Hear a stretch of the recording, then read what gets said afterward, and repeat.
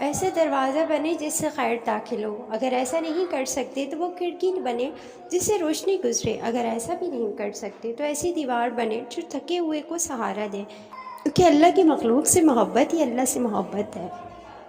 تو پھر جو چاہیے اسے اللہ سے ضرور مانگو، مگر اس کے پیچھے مانگو مت۔ اگر دل کا سکون چاہتے ہو تو ان معاملات کو اللہ کے حوالے کرنا سیکھو جنہیں تم بدل نہیں سکتے، دستبردار ہونا سیکھو، چیزوں کو آزاد کرنا سیکھو، اس سے محبت کرنا سیکھو۔ جو اندھا بھروسہ تم لوگوں پر کرتے ہو وہ کبھی اللہ پر کر کے دیکھو، یقین کرو وہ نہ کبھی بھروسہ توڑے گا اور نہ تمہیں کبھی ٹوٹنے دے گا۔ اور حقیقت یہ بھی ہے انسان اللہ سے محبت کو تب سمجھتا ہے جب دنیا کی محبتیں سے تھکا دیتی ہے۔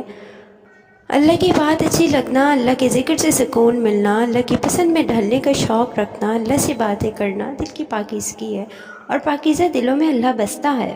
بابا جی کہا کرتے ہیں، بیٹا گناہ کے دوران موت نہ آنا اور گناہ کے بعد توبہ کی مہلت ملنا اللہ پاک کا بہت بڑا احسان ہے۔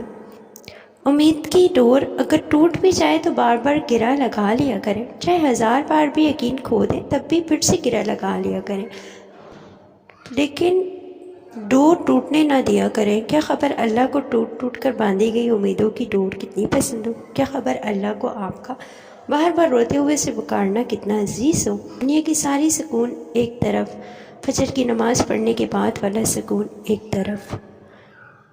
یاد کرو اچانک آپ کے دل کو اداس اور بھاری کر دیا جاتا ہے تو آپ فوراً درود شریف پڑھنا شروع کر دیتے ہو، یہ بھی عنایت ہے میرے رب کی۔ مزید ایسی ویڈیو کے لیے ہمارے چینل ضرور سبسکرائب کریں، ساتھ ساتھ ہماری ویڈیو پسند آئے تو اس کو آگے ضرور شیئر کریں، کمنٹ کریں۔ اللہ پاک آپ کو اس کا اجر دے گا۔ اللہ حافظ۔